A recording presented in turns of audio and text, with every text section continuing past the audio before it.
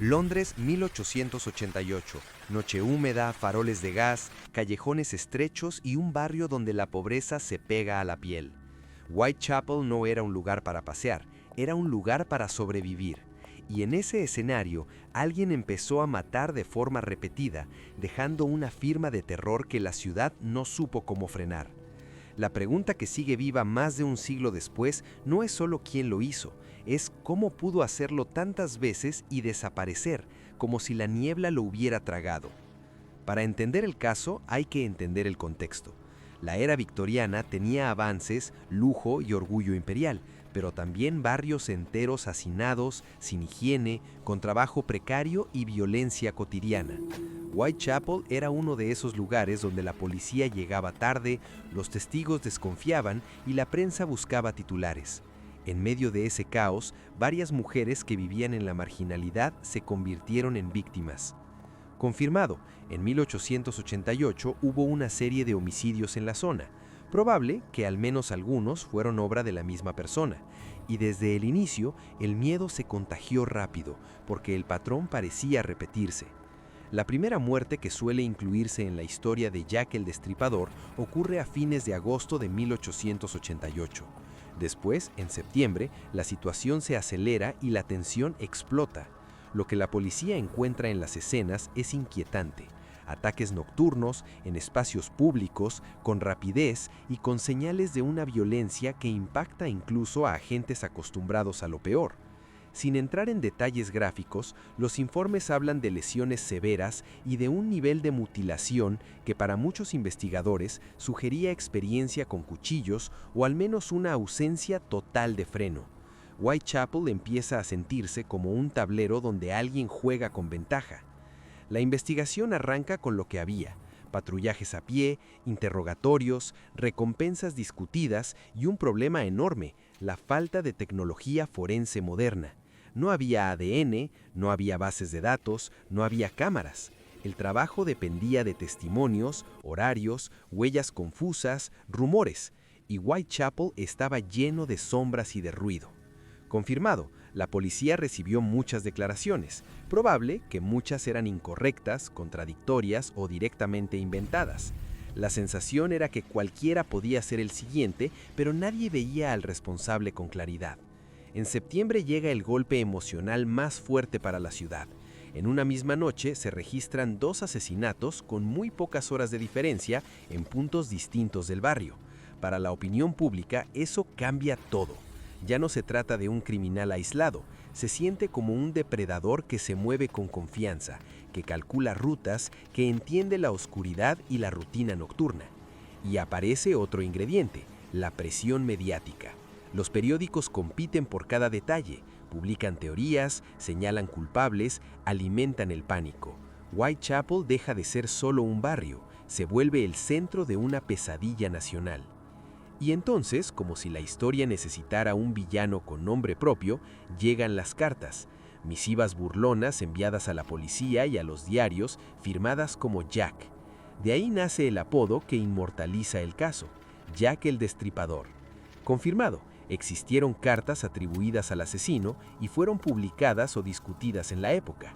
Confirmado también, algunas contenían detalles que parecían escalofriantes, pero acá la línea es clave.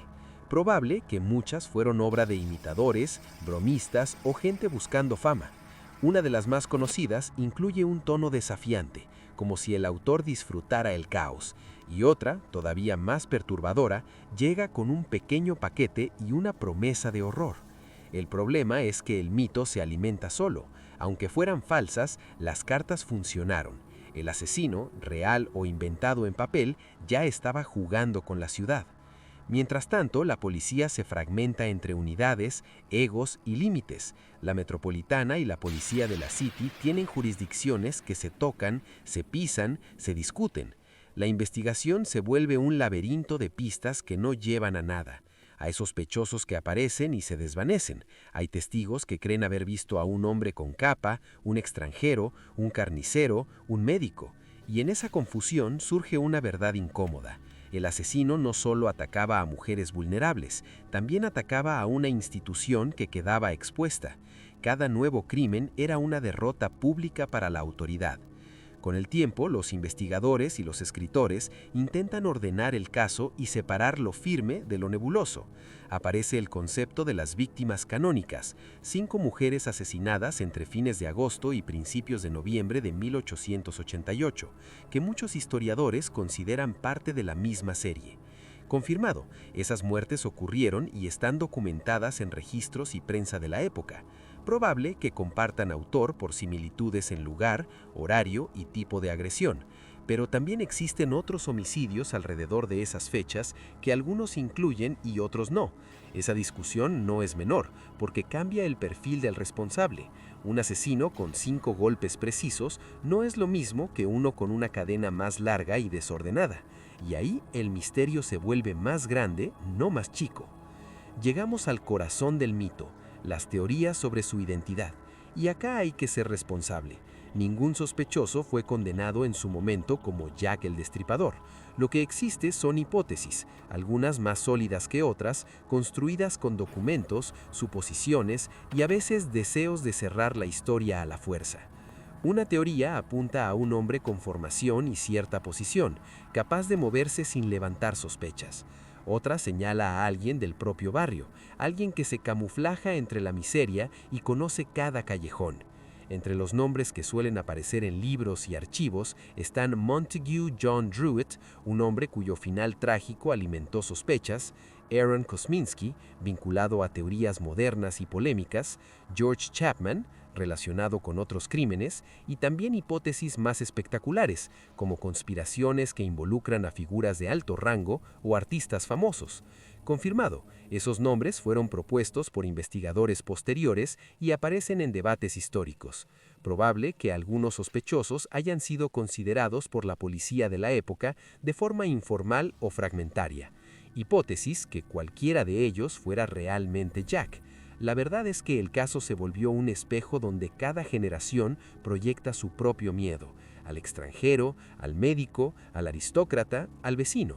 Entonces, ¿qué queda probado y qué queda en sombras?